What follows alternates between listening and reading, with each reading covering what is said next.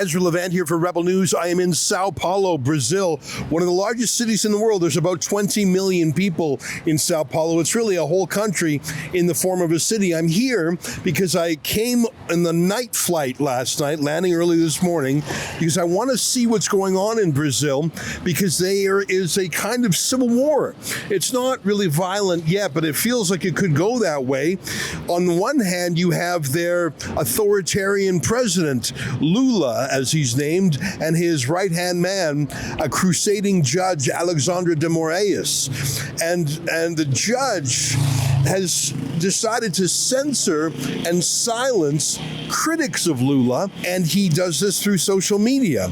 He has secret trials of political figures, of journalists, and orders that their Twitter account be silenced, censored, banned, suspended, deleted.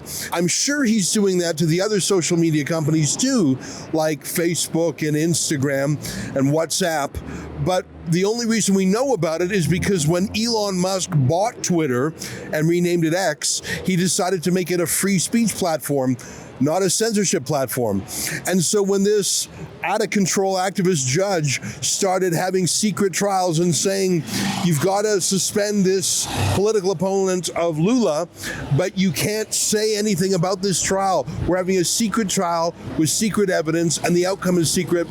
Elon Musk said, whoa, no, that's not why I bought Twitter. We're not going to go along with it, and we're going to publicize this. Well, you don't defy authoritarians in this part of the world easily.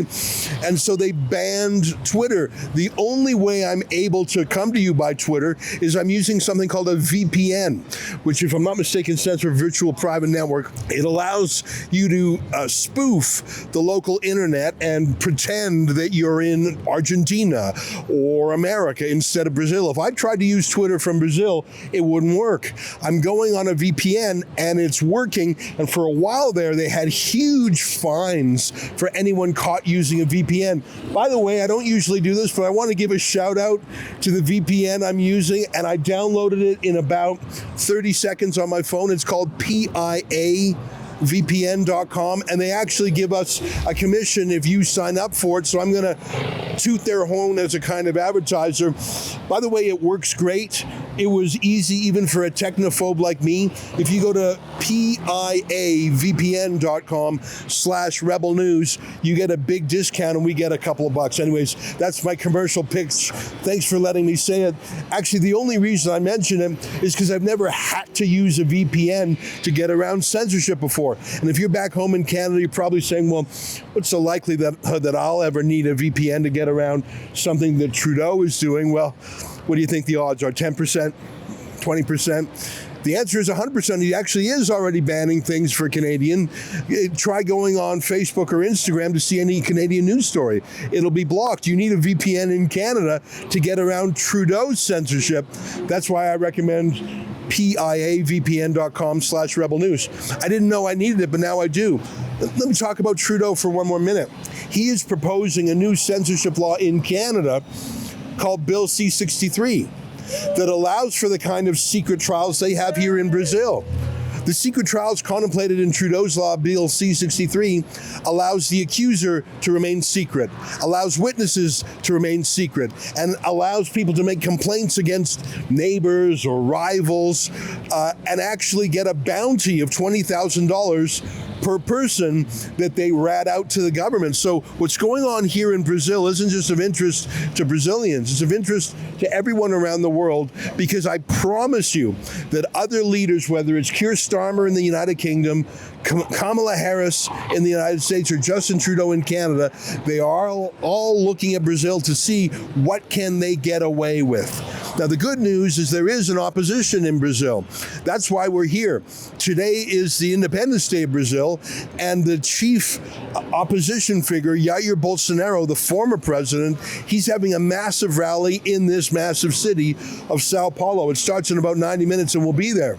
Lula, the communist authoritarian who's doing all the censoring, he's having his own counter rally in the capital city of Brasilia.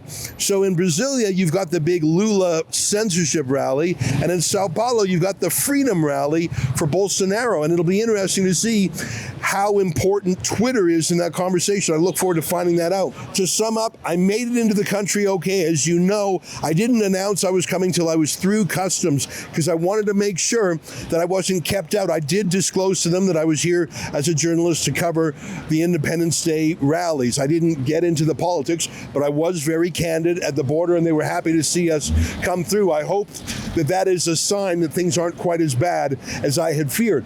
But we'll give you the straight goods. Sao Paulo as a city is fascinating. The first thing that stands out is the graffiti. It's just astonishing. It's everywhere, but it's almost like it's being rebutted by massive murals on every block. A huge skyscraper has a gorgeous, massive mural on it. There are more murals in this city than maybe any other city in the world. Now, unfortunately, there's more graffiti in this city than anywhere else in the world, too, but it's a visual feast for the eyes.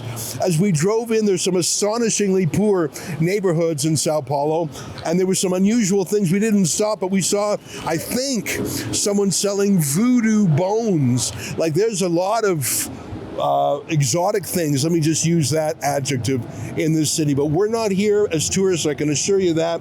We are here to cover this rally. We flew overnight. Our head of video, Efrain Osvaldo Flores Monsanto, and myself, we flew overnight.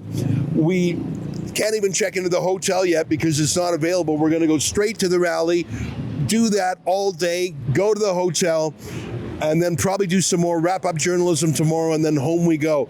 We're going to have all our reports at a website called thetruthaboutbrazil.com, and that's what we want to do. We want to follow the facts wherever they lead.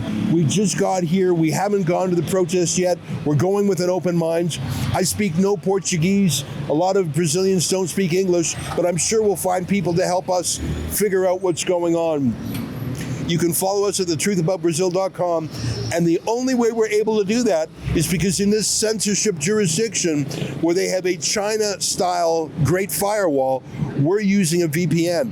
And I'm afraid that other tyrants around the world are watching the censorship here as sort of a lab experiment. Can they get away with it or not? I hope freedom rules the day, and I'm glad that Elon Musk is throwing the weight of X, which is what he calls Twitter. I'm glad he's throwing the weight of his companies and his own convictions behind the freedom side. All right, we'll keep you posted. We're going to have all our reports at a website called thetruthaboutbrazil.com, and that's what we want to do. We want to follow the facts wherever they lead.